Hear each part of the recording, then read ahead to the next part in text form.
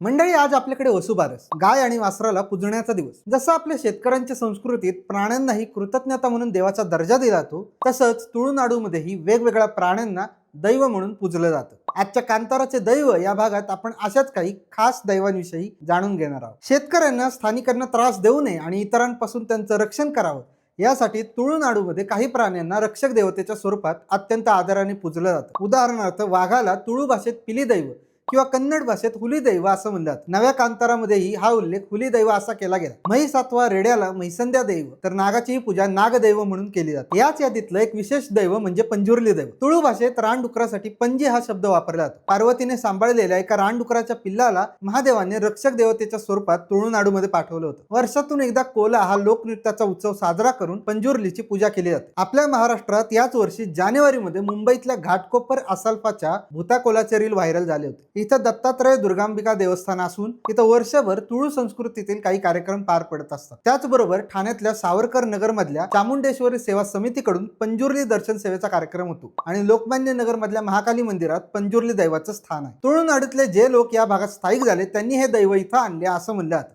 तर तुम्ही या दैवस्थानांना नक्की भेट द्या. याचा पत्ता आम्ही कमेंटमध्ये पिन करतोय. तुमच्या घरी दिवाळी जोरात साजरी करा आणि अशाच कंटेंटसाठी फॉलो करा द लाईव्ह.